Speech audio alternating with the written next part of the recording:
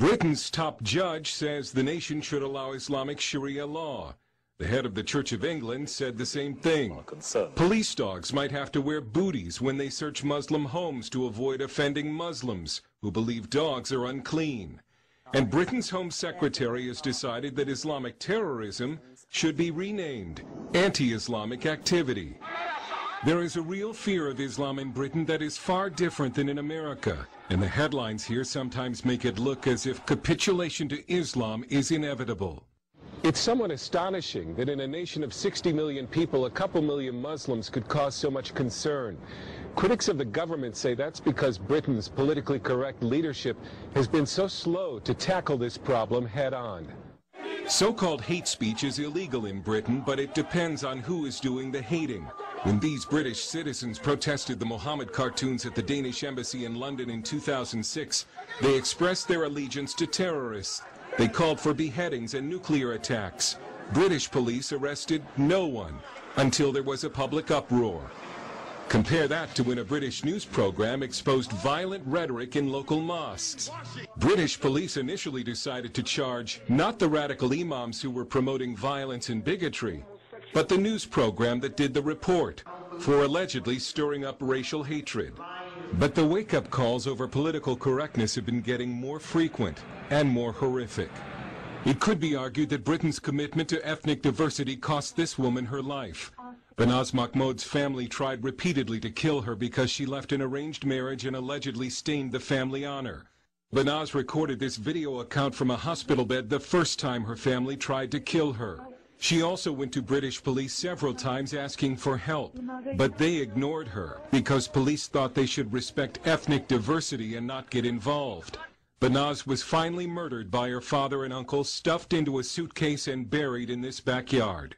A surge in honor violence is only one result of the government's policy of respecting ethnic diversity and bowing to Islam. Gina Khan is a national spokeswoman against honor violence and Islamic radicalism. She left an arranged marriage, and because she speaks out against radical Islam, she's been forced to move to a secret location. You're at risk if you speak out. You can be attacked. I'm aware of that. But there comes a time when silence becomes a sin, a guilt.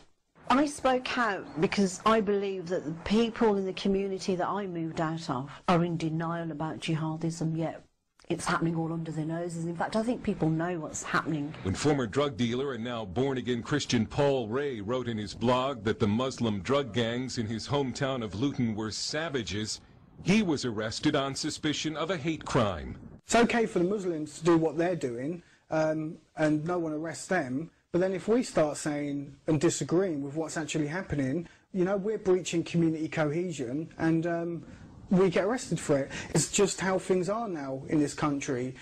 If we speak out or say anything against the protected species, Islam and Muslims.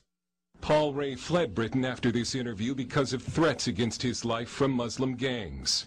Whole sections of Britain are now considered dangerous no-go zones for non-Muslims. Sally McNamara is at the Margaret Thatcher Centre for Freedom at the Heritage Foundation. When you have a government who is so hampered by political correctness that they're unwilling to assert national values of tolerance, of rule of law, of human rights and women's rights and that sort of thing, then you're creating mixed messages where you're saying the extremists can flourish. We have a hornet's nest of Islamic extremism in Britain, which we are trying to combat on a counter-terrorism and counter-radicalisation. Stephen Gash helps lead a grassroots group called SIO, Stop the Islamization of Europe, which has a chapter in Britain. We're discriminating against the majority people in Europe now in favour of the Islamists and Muslims. And the way we're going to be taken back to the Stoning Age. So you're now branded racist, Islamophobic or neo-Nazi if you speak out against Islam. But at least one study shows that most British Muslims don't want Sharia law.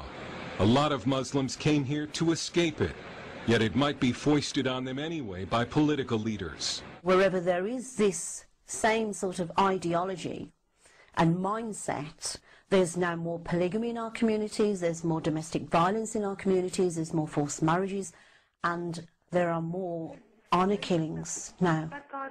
It's clear that multiculturalism and political correctness have backfired badly. The hardcore Islamists have not been assimilated into society.